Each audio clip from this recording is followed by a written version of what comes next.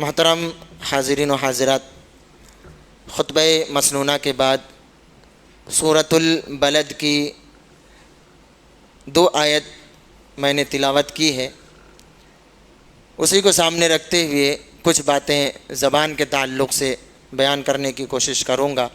اللہ تعالیٰ سے دعا کرتے ہیں اللہ تبارک و تعالیٰ ہمیں کہنے اور سننے سے زیادہ عمل کرنے کی توفیق عطا فرمائے۔ اللہ تعالیٰ حق بات کہنے کی توفیق عطا فرمائے، آمین۔ محترم حضرات، اللہ تبارک و تعالیٰ نے قرآن کریم کے اندر فرمایا فمن زحزح عن النار وادخل الجنۃ فقد فاز، کہ وہ شخص جو جہنم سے بچا لیا گیا، جنت میں داخل کر دیا گیا، تو حقیقت میں یہی شخص کامیاب ہو گیا۔ اسی طریقے سے سورۃ البروج کے اندر اللہ تبارک و تعالیٰ نے فرمایا ان الذین آمنوا وعملوا الصالحات لہم جنات تجری من تحتها الانہار ذلک الفوز الکبیر، کہ ایمان والے، عمل صالح والے، ان کے لیے جنت ہے جن کے نیچے نہریں جاری ہیں، ذلک الفوز الکبیر، اور یہ بہت بڑی کامیابی۔ جنت حاصل کرنا ایمان اور عمل صالح اس کے لیے ضروری ہے، لیکن کچھ اعضاء ہمارے بدن کے اندر ایسے ہیں جو ہمارے تمام اعمال کو برباد کر دیتے ہیں۔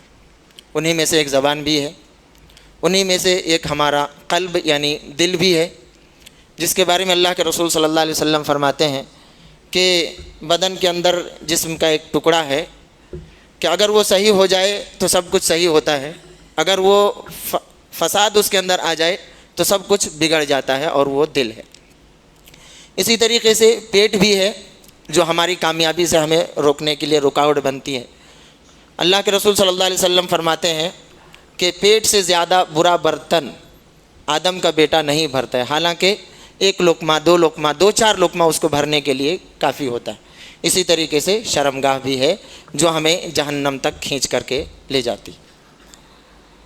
سب سے پہلے جو آیت کریمہ تلاوت کی گئی ہے اس کے اندر اللہ تبارک و تعالیٰ نے انسانوں کو احسان جتلاتے ہوئے فرمایا کہ کیا ہم نے انسان کے لیے 2 آنکھیں نہیں بنائی، وَلِسَانًا، ایک زبان، وَشَفَتَيْن، اور 2 ہونٹ۔ یہ زبان اللہ رب العالمین کی بہت بڑی نعمت ہے۔ 2 طرح کی نعمت ہے زبان ہی کے اندر۔ ایک زبان بذات خود گوشت کا ٹکڑا ہوتے ہوئے بھی ایک نعمت ہے کہ اس کے ذریعے سے ہم ہر چیز کو چکھ لیتے ہیں، کس کا مزہ اچھا ہے، کس کا مزہ خراب ہے۔ اور دوسری نعمت اس کے اندر یہ ہے کہ اللہ تبارک و تعالیٰ نے گوشت کے ایک اس ٹکڑے کو بولنے کی طاقت دی ہے، جو دوسرے مخلوقات یعنی جانوروں کو اللہ تعالیٰ نے نہیں دیا ہے، وہ صرف ہم لوگوں کو دیا ہے۔ اللہ تبارک و تعالیٰ نے فرمایا وَلِسَانًا وَشَفَتَيْن، ہونٹ، ایک زبان اور 2 ہونٹ۔ کہنے کو زبان جسم کا ایک چھوٹا سا ٹکڑا ہے، اس کے اندر ہڈی نہیں ہے، کمزور ہے، لیکن سب سے زیادہ خطرناک بھی ہے کہ یہی انسان کو ناکام کرنے کے لیے، انسان کو جہنم تک لے جانے کے لیے کافی ہوتا ہے۔ جب اللہ تبارک و تعالیٰ نے ہمیں زبان جیسی عظیم نعمت عطا کی تو ہمارے اوپر ذمہ داری بھی عطا کی کہ ہم اس کے ذریعے سے صحیح بات، درست بات، سیدھی بات، سچی بات اور حقیقت پر مبنی بات کہیں۔ اللہ تعالیٰ نے فرمایا یا ایھا الذین آمنوا اتقوا اللہ وقولوا قولا سدیدا یصلح لکم اعمالکم ویغفر لکم ذنوبکم۔ 2 باتوں کا اللہ تبارک و تعالیٰ نے اس آیت کریمہ کے اندر حکم دیا، ایک اللہ رب العالمین کا خوف، اور دوسرا اپنی زبان سے سیدھی اور سچی بات کرو۔ تو اس کے ذریعے سے آپ کو 2 فائدہ ہوگا۔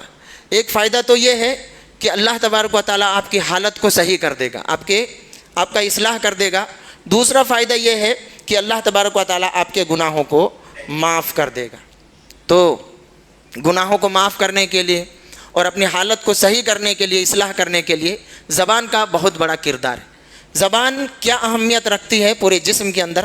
اللہ کے رسول صلی اللہ علیہ وسلم فرماتے ہیں کہ جب آدم کا بیٹا صبح کرتا ہے تو جسم کا ہر ایک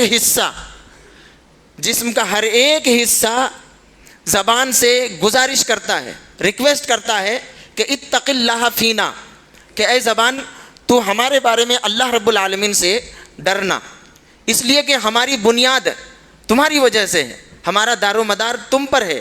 اگر تم صحیح رہو گے تو ہم بھی صحیح رہیں گے، اور اگر تم بگڑ جاؤ گے تو ہم بھی بگڑ جائیں گے۔ یعنی زبان کو پورے جسم کے اندر ایک کمانڈر کی حیثیت ہے کہ یہ آگے آگے تو چلے گا، لیکن اگر یہ صحیح ہو جائے تو پورے لوگ سیف رہیں گے، اور اگر یہ صحیح غلط ہو جائے تو سب لوگوں کی زندگی، سب لوگ خطرے میں آ جائیں گے۔ تو اس حدیث سے معلوم یہ ہوا کہ زبان سے سیدھی اور سچی اور حق پر مبنی بات کہنی چاہیے، چاہے وہ بات کسی کے بھی خلاف ہو جائے۔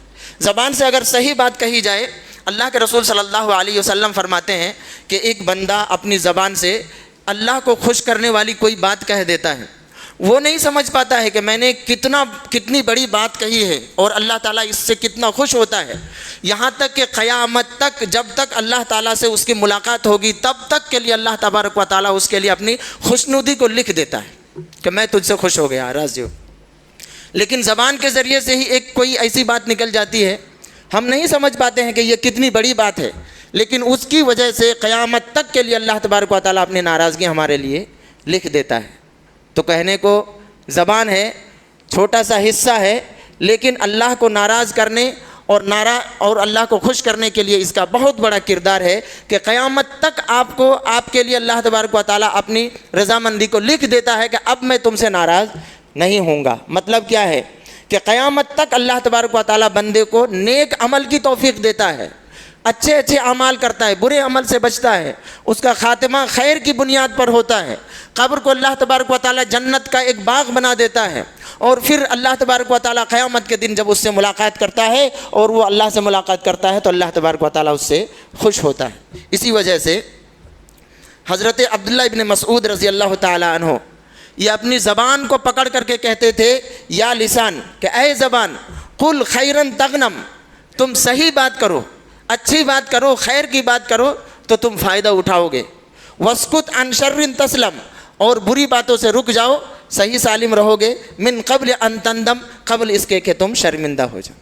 یعنی زبان کو پکڑ کر کے کہتے تھے۔ اور اللہ کے رسول صلی اللہ علیہ وسلم کی ایک حدیث کو بیان کرتے ہیں عبداللہ بن مسعود رضی اللہ تعالی عنہ کہ اکثر خطایا ابن آدم فی اللسان، کہ فی لسان ہی، کہ ابن آدم کی زیادہ تر خطائیں، ابن آدم کا زیادہ تر گناہ اس کے زبان کی وجہ سے ہوتا ہے۔ زبان کو کنٹرول نہ کرنے کی وجہ سے ابن آدم بہت زیادہ گناہ کر جاتا ہے۔ تو زبان اور اس کی خطرناکی، اس کی آفت اور اس کی مصیبت بہت زیادہ ہے۔ ہمیں اپنے زبان کے بارے میں بہت ہی ہوشیار رہنے کی ضرورت ہے۔ ایک صحابی اللہ کے رسول صلی اللہ علیہ وسلم کے سامنے آ کر کے عرض کرتا ہے، اللہ کے رسول، من نجات، نجات کا راستہ کیا ہے؟ کیسے ہم نجات پائیں گے؟ کیسے دنیا اور آخرت میں ہم کامیاب ہو جائیں گے؟ اللہ کے رسول صلی اللہ علیہ وسلم فرماتے ہیں، امسک علیک لسانک، اپنی زبان کو کنٹرول میں رکھو، زبان کو کنٹرول میں رکھو، بس سب کچھ تمہارا صحیح ہو جائے گا۔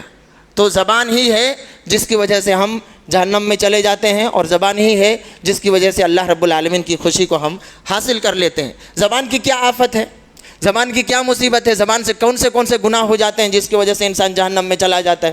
اسی زبان کے ذریعے سے انسان، ایک مسلمان، شرکیہ لفظ استعمال کرتا ہے، نکالتا ہے، اور اس کی وجہ سے اللہ تبارک و تعالیٰ اس کی ساری نیکیوں کو ختم کر دیتا ہے، برباد کر دیتا ہے۔ کوئی یا علی المدد کہہ دیتا ہے، کوئی فرشتوں کو پکار لیتا ہے، کوئی خواجہ معین الدین چشتی کو بلا لیتا ہے، یا کسی کو بھی شرکیہ لفظ بولنے سے اس کی زندگی کے ساری نیکیاں ختم ہو جاتی ہیں، برباد ہو جاتی ہے۔ یہ زبان کی بہت بڑی آفت ہے، مصیبت۔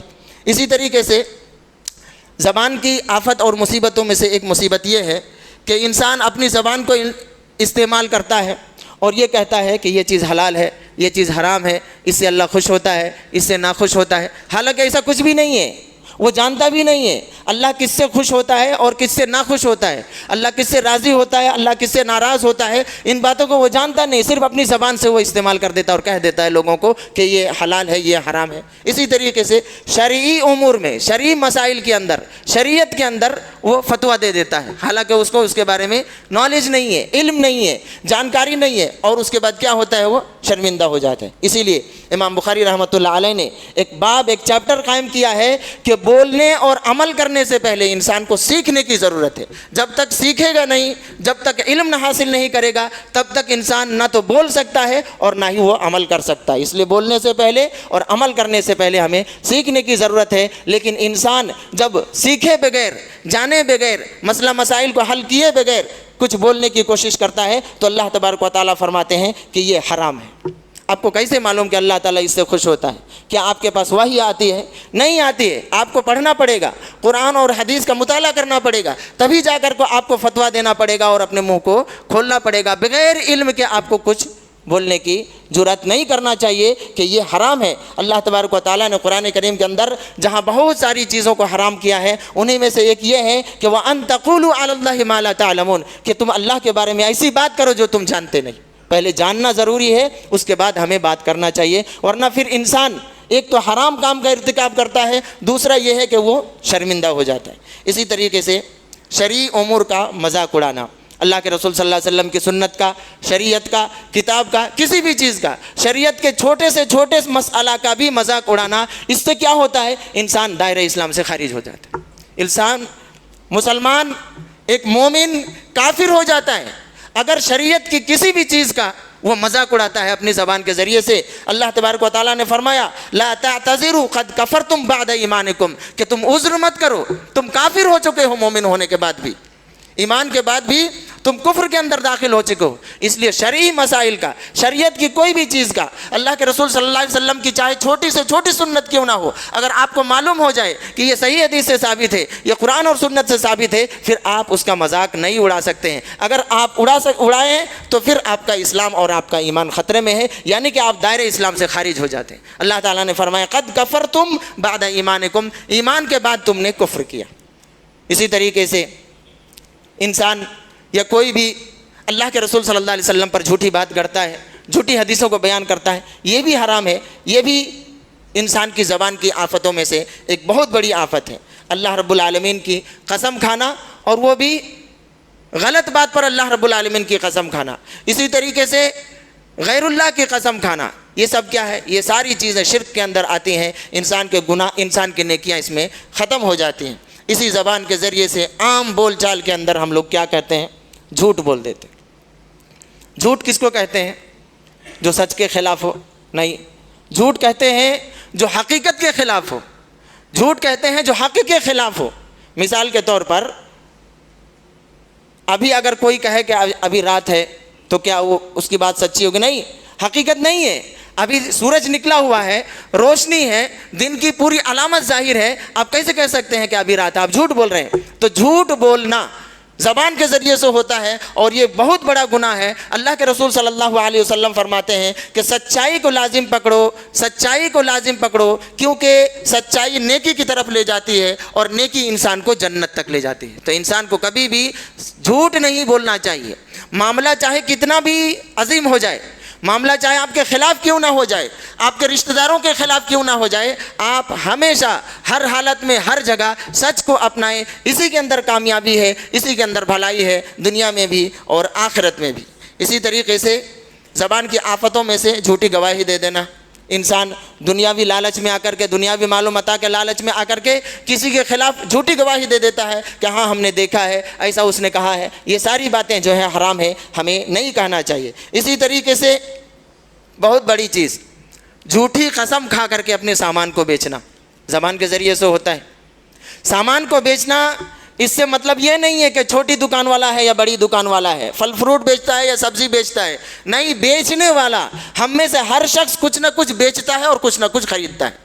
لین دین کو خرید و فروخت کہتے ہیں. ہم پیسہ لیتے ہیں، آپ کو ہم سامان دیتے ہیں، یا یہ ہے کہ آپ پیسہ لیتے ہیں، ہم آپ کو سامان دیتے ہیں. کچھ بھی ہو، بڑی سے بڑی چیز کا سودا ہو یا چھوٹی سے چھوٹی چیز کا سودا ہو، اس کے بارے میں بھی اگر آپ جھوٹ کہتے ہیں، اللہ کے رسول صلی اللہ علیہ وسلم فرماتے ہیں قیامت کے دن اللہ تعالیٰ اتنا ناراض ہوگا، نہ تو آپ کی طرف دیکھے گا، نہ آپ سے بات کرے گا، اور نہ ہی آپ کو پاک و صاف کرے گا. اس لیے خرید و فروخت کرتے ہوئے، سامان کو بیچتے اور خریدتے ہوئے، تجارت کرتے ہوئے، بزنس کرتے ہوئے، کچھ بھی کرتے ہوئے، آپ جو ہے سچائی کو اختیار کریں اور جھوٹی چیزوں سے بچنے کی کوشش کریں.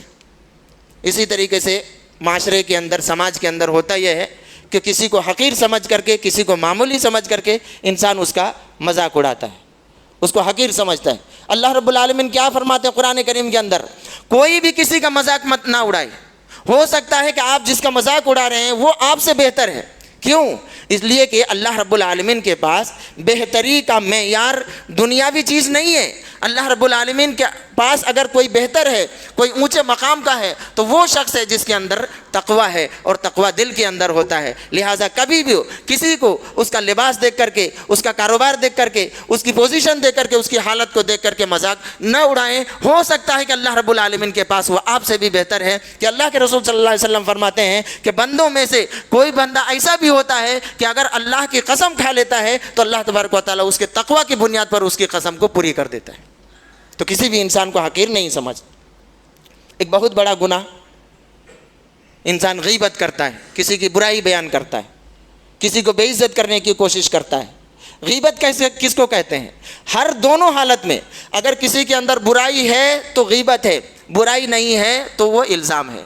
کسی بھی صورت میں آپ کسی کی برائی کرتے ہوئے بچ نہیں سکتے ہیں۔ یہ نہیں کہہ سکتا کہ یہ شخص تو چور ہے، اس لیے میں نے کسی کے سامنے کہا کہ چور ہے، تو یہ غیبت ہے۔ اگر چور نہیں ہے تو وہ الزام ہے۔ یہ بھی بہت بڑا گناہ ہے، ہم لوگ سوچتے نہیں، سمجھتے نہیں۔ غیبت کرنے کی وجہ سے بھی ہماری نیکیاں ختم ہو جاتی ہیں، ہم نماز پڑھ کے نکلتے ہیں اور جو ہے شروع ہو جاتے ہیں۔ ان چیزوں سے ہمیں بچنا چاہیے۔ اسی طریقے سے چغل خوری کرنا، ایک انسان ڈبل چہرہ والا ہوتا ہے، میرے پاس بھی اچھا ہوتا ہے، آپ کے پاس بھی اچھا ہوتا ہے، میرے خلاف آپ کے بات کرتا ہے اور آپ کے خلاف مجھ سے بات کرتا ہے۔ اللہ کے رسول صلی اللہ علیہ وسلم فرماتے ہیں کہ پورے لوگوں کے اندر بدترین انسان وہ ہے جو دو چہرہ والا ہے۔ اس کے پاس سے بھی فائدہ اٹھانے کی کوشش کرتا ہے اور اس کے پاس بھی فائدہ اٹھانے کی کوشش کرتا ہے۔ یہ تو بالکل منافقوں جیسا عمل ہے۔ یہ تو اس جانور کی صفت ہے جو جانور اپنی خواہش پوری کرنے کے لیے کبھی اس جانور کے پاس جاتی ہے، کبھی اس جانور کے پاس جاتی ہے۔ اس کو پتہ نہیں ہے کس سے میں سیٹسفائیڈ ہو جاؤں گی، اس کو پتہ نہیں ہے کس سے مجھے اطمینان ملے گا۔ تو چغل خور آدمی، ڈبل چہرہ والا آدمی جو دونوں طرف سے فائدہ لینے کی کوشش کرتا ہے، وہ معاشرے کے اندر سب سے بدترین انسان ہے۔ اللہ کے رسول صلی اللہ علیہ وسلم فرماتے ہیں ان من شرار الناس ذو الوجہین، دو چہرہ والا آدمی لوگوں کے اندر سب سے بدترین آدمی ہے۔ اسی طریقے سے گالی گلوچ کرنا، ایک مومن گالی گلوچ کرنے والا نہیں ہوتا ہے، ایک مومن فحش گفتگو کرنے والا نہیں ہوتا ہے، ایک مومن لعن طعن کرنے والا نہیں ہوتا ہے، ایک مومن کسی کو برا بھلا کہنے والا نہیں ہوتا ہے۔ یہی اللہ کے رسول صلی اللہ علیہ وسلم کی اخلاق ہے، اور یہی اللہ کے رسول صلی اللہ علیہ وسلم کی صفت ہے کہ اگر کوئی انسان اس کے منہ سے، اس کی زبان سے برے الفاظ نکلتے ہیں، گالی نکلتی ہے، تو وہ یہ سوچتا ہے کہ میں نے یہ کہہ دیا وہ کہہ دیا، لیکن اس کو سوچنا چاہیے کہ اللہ کے رسول صلی اللہ علیہ وسلم کی حدیث کی روشنی میں میں اچھا مومن نہیں ہوں، میں اچھا انسان نہیں ہوں کہ میں گالی دیتا ہوں یا میں برا لفظ کہتا ہوں۔ اسی طریقے سے کسی کے اوپر لعنت بھیجنا، برا بھلا کہنا، کسی کو اللہ رب العالمین کی رحمت سے دور کر دینا، کسی کے اوپر بہتان لگا دینا، یہ بھی بہت بڑا گناہ ہے۔ کسی کے اوپر بہتان لگا دینا، بہتان لگانے کا مطلب یہ ہے کہ کسی کے اوپر زنا کی تہمت لگا دینا۔ ایک تو بہتان یہ ہے کہ کوئی آپ نے کسی کو کہہ دے کہ اس نے چوری کیا، کچھ بھی کیا، الزام لگا دیا۔ اصل میں بہتان جو میں کہنا چاہ رہا ہوں اور قرآن کریم کی آیت کو کوٹ کر رہا ہوں، سورۃ النور آیت نمبر 23، اس کے اندر کسی مومن عورت کے اوپر الزام لگا دینا کہ یہ عورت زنا کیا ہے اس نے، یا کسی مرد کو یہ الزام لگا دینا کہ اس نے زنا کیا۔ معاشرے کے اندر ہوتا ہے، کہہ دیتا ہے اس کے ساتھ افیئر ہے، وہ اس سے کیوں بات کرتا ہے، اس کے ساتھ اس کی سیٹنگ ہے۔ کہنے سے پہلے 100 بار سوچ لیجئے کہ اللہ تبارک و تعالیٰ قرآن کریم کے اندر کیا فرماتے ہیں کہ آپ کو 4 گواہ لانے کی ضرورت ہے۔ اگر 4 گواہ نہیں لے کر کے آتے ہیں تو آپ کو 80 کوڑے لگائے جائیں گے۔ اس دنیا کے اندر ہو سکتا ہے کہ آپ بڑا ہے تو بچ جائیں گے، لیکن قیامت کے دن اگر آپ کی بات جھوٹی نکلی تو پھر آپ اللہ رب العالمین کے یہاں نہیں بچ سکتے ہیں۔ یعنی یہ کہ فحش کام اگر آپ نے دیکھ بھی لیا ہے تو اس کو وہیں پر رہنے دیجئے، کسی کو شیئر مت کیجئے، ورنہ پھر آپ کو 4 گواہ لانا پڑے گا، 4 گواہ لانا پڑے گا۔ یا یہ ہے کہ اگر آپ نے کسی کے اوپر الزام لگایا، عورت نے بیوی کے، شوہر کے اوپر اور شوہر نے بیوی کے اوپر، تو پھر اسے قسم کھانا پڑے گا، لعان کرنا پڑے گا، اپنے لیے اللہ رب العالمین کی لعنت کی دعا کرنی پڑے گی کہ اگر میں جھوٹا ہوں تو اللہ کی لعنت میرے اوپر ہو جائے۔ اور ہم سمجھتے ہیں کہ ایسی جرأت کسی کو نہیں کرنا چاہیے۔ کسی کے اوپر بھی برا الزام اور بہتان اور تہمت ہمیں لگانے سے بچنا چاہیے، پرہیز کرنا چاہیے۔ یہ کچھ زبان کے تعلق سے باتیں تھیں، ہمیں اپنی زبان کو کنٹرول میں رکھنا چاہیے، اس کا صحیح سے استعمال کرنا چاہیے۔ اللہ کے رسول صلی اللہ علیہ وسلم سے کئی ایک صحابہ کرام نے اس کے تعلق سے سوال کیا، کئی ایک صحابہ کرام کو آپ صلی اللہ علیہ وسلم نے وصیت کی، نصیحت کی کہ آپ اپنی زبان کو کنٹرول میں رکھیے، اسی کے اندر خیر ہے۔ اقول قولی ھذا استغفر اللہ لی ولکم ولسائر المسلمین فاستغفروہ وتوبوا الیہ انہ ھو الغفور الرحیم۔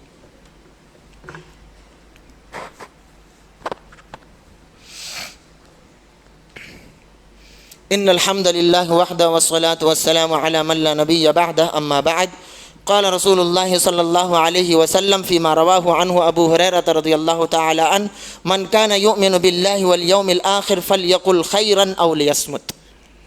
اللہ کے رسول صلی اللہ علیہ وسلم فرماتے ہیں کہ جس شخص کا بھی آخرت پر اور اللہ پر ایمان ہے اس کو اچھی بات کرنا چاہیے ورنہ خاموش رہنا چاہیے۔ اگر اچھی بات زبان میں ہے، لوگوں کو فائدہ ہوگا، سننے والوں کو سن کر کے خوشی ہوگی تو آپ کہیے ورنہ خاموش رہیے۔ کنڈیشن کیا لگایا؟ اگر آپ کا ایمان ہے اللہ پر اور آخرت پر، اور اگر ایمان نہیں ہے تو کچھ بھی بولتے رہیے آپ۔ جب آپ کا آخرت پر ایمان نہیں ہے کہ اس دن حساب و کتاب ہوگا، اللہ پر ایمان نہیں ہے کہ اللہ دیکھ رہا ہے، تو پھر کچھ بھی کریے آپ۔ جیسے ایک حدیث کے اندر اللہ کے رسول صلی اللہ علیہ وسلم نے کیا فرمایا کہ جب تمہارے اندر سے شرم ختم ہو جائے تو کچھ بھی کرو، کہ حیا اور شرم انسان کو نیکی کی طرف بلاتی ہے، جب وہی چیز نہیں ہے تو کچھ بھی کرو۔ اسی طریقے سے اگر ایمان اللہ پر اور آخرت کے اوپر ختم ہو گیا ہے تو پھر آپ زبان سے کچھ بھی بولیے، کیونکہ ایمان والا کچھ بولنے سے پہلے سوچتا ہے، کیونکہ ہر بات کو ہر بات لکھی جاتی ہے اور ہر بات کا جو ہے حساب و کتاب کیا جائے۔ زبان کو کنٹرول کرنے کی کتنی ضرورت ہے۔ ایک حدیث میں آپ کے سامنے رکھنا چاہتا ہوں۔ ایک شخص نے اللہ کے رسول صلی اللہ علیہ وسلم سے سوال کیا، اللہ کے رسول مجھے کوئی ایسا عمل بتلائیے جو جنت میں داخل کر دے اور جہنم سے دور کر دے۔ اللہ کے رسول صلی اللہ علیہ وسلم نے فرمایا لقد سألت عظیما، بہت بڑا سوال کیا، بہت بڑی چیز تم نے مانگ لی ہے، لیکن اگر کوئی کرنا چاہے تو اس کے لیے آسان ہے۔ جس کو اللہ تعالیٰ توفیق دے دے اس کے لیے یہ کام آسان ہو جاتا ہے، وہ جنت میں چلا جائے گا، جہنم سے بھی بچ جائے گا۔ کیا کرنا ہے؟ تعبد اللہ لا تشرک بہ شیئا، اللہ کی عبادت کرنا، اس کے ساتھ شرک نہ کرنا، نماز قائم کرنا، زکوٰۃ دینا، رمضان کا روزہ رکھنا اور بیت اللہ کا حج کرنا۔ مشکل ہے، لیکن اگر کسی کے لیے اللہ تعالیٰ آسان کر دے تو وہ آسان ہے۔ تو یہ اسلام کی جو 5 بنیادی چیزیں ہیں وہ ہیں۔ اس کے بعد اللہ کے رسول صلی اللہ علیہ وسلم فرماتے ہیں کہ میں تم کو بتاتا ہوں خیر کا دروازہ، یعنی جنت میں داخل کرنے والے اور جہنم سے دور کرنے والے اعمال۔ تو یہ 5 بنیادی چیزیں اللہ کے رسول صلی اللہ علیہ وسلم نے بتائی۔ اس کے بعد آپ رکے نہیں، کیونکہ وہ شخص نے بہت بڑا سوال کیا تھا، جنت میں جانا اور جہنم سے بچ جانا۔ آپ صلی اللہ علیہ وسلم نے فرمایا کیا میں تم کو بتاؤں خیر کا دروازے کیا کیا ہیں؟ الصوم جنہ والصدقۃ تطفئ الخطیئۃ کما یطفئ النار الماء، صدقہ کرنا اور اسی طریقے سے روزہ رکھنا، یعنی نفلی روزہ اور نفلی صدقہ، اور صلاۃ الرجل من جوف اللیل، اور رات کے آخر حصے میں یا بیچ میں جو ہے نماز پڑھنا۔ 3 چیزیں پھر بتا دی اللہ کے رسول صلی اللہ علیہ وسلم نے، نفل روزہ رکھو، نفل صدقہ کرو اور رات کو اٹھ کر کے نماز پڑھو۔ ابھی بھی بس نہیں ہوا کیونکہ سوال بہت بڑا تھا۔ آپ صلی اللہ علیہ وسلم فرماتے ہیں کہ کیا میں تم کو دین کی اصل اور اس کا ستون اور اس کی چوٹی بتاؤں؟ اصل دین کیا ہے؟ آپ صلی اللہ علیہ وسلم فرماتے ہیں الجہاد، جہاد کرنا پڑے گا، کیونکہ جنت میں جانے کی بات ہے، ضرورت پڑے تو جہاد میں جانا پڑے گا۔ اب بات ختم نہیں ہو رہی، ابھی بھی اللہ کے رسول صلی اللہ علیہ وسلم فرماتے ہیں اتنی ساری چیزیں کرنے کے بعد میں بتاؤں کہ ان تمام چیزوں کا دار و مدار کس چیز پر ہے؟ آپ صلی اللہ علیہ وسلم نے فرمایا تکف علیک ھذا، زبان کو پکڑ کر کے کہا کہ اس کو کنٹرول میں رکھنا، اس کو کنٹرول، یعنی اسلام کے سارے احکامات پر عمل کرنے کے بعد لگ بھگ آ ہی گئے سارے احکام، 5 بنیادی چیزیں آ گئیں، پھر نفل چیزیں آ گئیں، اس کے بعد جہاد بھی آ گیا۔ پھر اللہ کے رسول صلی اللہ علیہ وسلم فرماتے ہیں کہ اس زبان کو کنٹرول میں کرنا، یعنی اگر زبان کو کنٹرول میں نہیں کیا تو یہ ساری چیزیں تمہاری بیکار ہو جائیں گی، برباد ہو جائیں گی، ختم ہو جائیں گی۔ صحابہ کرام عرض کرتے ہیں اللہ کے رسول یہ زبان سے ہم بات کرتے ہیں تو اس پہ بھی ہمارا مؤاخذہ ہوگا، گرفت ہوگی کیا؟ اللہ کے رسول صلی اللہ علیہ وسلم فرماتے ہیں کہ زیادہ تر لوگ تو اسی زبان کی وجہ سے جہنم میں جائیں گے۔ ایک حدیث کے اندر اللہ کے رسول صلی اللہ علیہ وسلم نے فرمایا کہ میں نے عورتوں کو زیادہ جہنم میں دیکھا ہے، اور اصل ریزن اور وجہ کیا بتائی آپ صلی اللہ علیہ وسلم نے؟ تکفرن العشیر و تکسرن اللعن، شوہر کی نافرمانی اور لعن طعن زیادہ کرنا، یعنی زبان کا غلط استعمال کرنا۔ دو عورتوں کا ذکر ہوا اللہ کے رسول صلی اللہ علیہ وسلم کے پاس، ایک عورت بہت تہجد گزار تھی اور دوسری تہجد گزار نہیں تھی، تھوڑی بہت کم تھی۔ آپ صلی اللہ علیہ وسلم نے فرمایا وہ عورت جو رات بھر تہجد پڑھتی ہے وہ جہنمی ہے۔ کیوں؟ اس کا پڑوسی اس کی زبان سے صحیح سالم نہیں ہے، محفوظ نہیں ہے۔ دوسری عورت جو زبان کو صحیح سے استعمال کرتی ہے، تہجد تو کم پڑھتی ہے لیکن زبان کو صحیح سے استعمال کرتی ہے، آپ صلی اللہ علیہ وسلم فرماتے ہیں کہ یہ جنتی ہے، کیونکہ اس نے اپنی زبان کو کنٹرول میں رکھا ہے۔ تو کل ملا جلا کر بات یہ ہوئی کہ ہم جتنی بھی نیکیاں کرتے ہیں کریں، لیکن نیکی کرنا یہ بہت بڑی کامیابی نہیں ہے، نیکی کو بچا کر کے رکھنا بہت بڑی کامیابی ہے۔ اور بچانے کی بہت بڑی چیز، بہت بڑا راستہ ہمیں کیا معلوم ہوا کہ ہم اپنی زبان کو کنٹرول میں رکھیں۔ اللہ تبارک و تعالیٰ سے دعا کرتے ہیں اللہ تبارک و تعالیٰ ہمیں ان باتوں کی توفیق عطا فرمائے۔ آخر میں اللہ تبارک و تعالیٰ سے ہم دعا کرتے ہیں اللہ تعالیٰ جو بھی ہم میں سے پریشان ہیں اللہ تعالیٰ ان کی پریشانی کو دور فرمائے، جو بھی مقروض ہیں اللہ تبارک و تعالیٰ قرض کی ادائیگی کے اسباب پیدا فرمائے، جو بھی اولاد ہیں اللہ تعالیٰ اولاد کی نعمتوں سے مالا مال فرمائے، جو بھی بیمار ہے اللہ تبارک و تعالیٰ ان کو شفائے کاملہ عاجلہ عطا فرمائے۔ الہ العالمین ہم میں سے جو ہمارے رشتہ دار گزر گئے اللہ تعالیٰ ان کی مغفرت فرما، کروٹ کروٹ جنت نصیب فرما۔ الہ العالمین ہم میں سے جو لوگ بے روزگار ہیں ان کے لیے رزق کے دروازے کو تو کھول دے۔ الہ العالمین جو لوگ جھوٹے مقدمات میں کیس میں پھنسے ہوئے ہیں ان کے نکلنے کا راستہ پیدا فرما۔ اللہم انا نسألک التوبۃ قبل الموت والراحۃ عند الموت والرحمۃ بعد الموت والمغفرۃ عند الحساب۔ اللہم انا نسألک العفو والعافیۃ فی الدنیا والآخرہ۔ اللہم انا نعوذ بک من البرص والجنون والجذام وسیء الاسقام۔ اللہم ربنا هب لنا من ازواجنا وذریاتنا قرۃ اعین واجعلنا للمتقین اماما۔ اللہم ربنا آتنا فی الدنیا حسنہ وفی الآخرۃ حسنہ وقنا عذاب النار۔ اللہم انا نسألک الجنة ونعوذ بک من النار۔ اللہم ربنا تقبل منا انک انت السمیع العلیم وتب علینا انک انت التواب الرحیم۔ سبحان ربک رب العزة عما یصفون وسلام علی المرسلین۔ عباد اللہ رحمکم اللہ ان اللہ یأمر بالعدل والإحسان وإیتاء ذی القربى وینہی عن الفحشاء والمنکر والبغی یعظکم لعلکم تذکرون۔ اذکروا اللہ یذکرکم وادعوہ یستجب لکم ولذکر اللہ اکبر واللہ یعلم ما تصنعون۔